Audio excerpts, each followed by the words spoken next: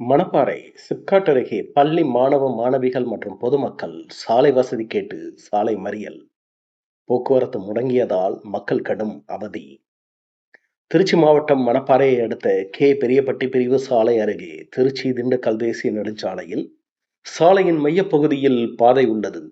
இந்த பாதையை கடந்துதான் பெரியப்பட்டி, சொக்கம்பட்டி உள்ளிட்ட 10க்கும் மேற்பட்ட கிராம மக்கள் சென்று வந்தனர்.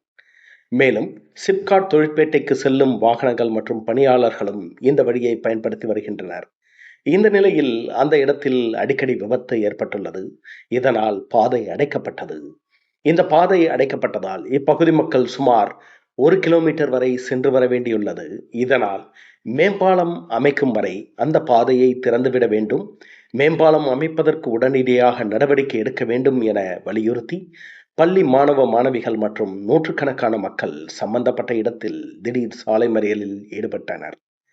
போலீசார் பேச்சுவார்த்தை நடத்தியும் உடன்பாடு எட்டப்படாத நிலையில் மறியல் போராட்டம் தொடர்ந்து நடைபெற்றதால் திருச்சி திண்டுக்கல் தேசிய நெடுஞ்சாலையில் போக்குவரத்து முடங்கியது.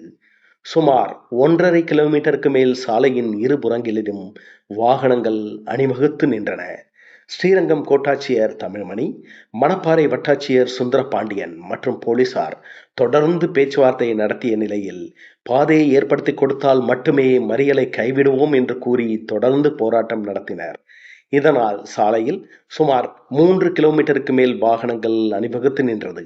உடனடியாக தீர்வு கிடைக்க நடவடிக்கை எடுப்பதாக அதிகாரிகள் உறுதி அளித்ததோடு அடைக்கப்பட்ட பாதையை மீண்டும் மக்கள் பயன்பாட்டிற்கு கொண்டுவர அதிகாரிகள் நடவடிக்கையை தொடங்கியதை அடுத்து மக்கள் மறியலை கைவிட்டனர்.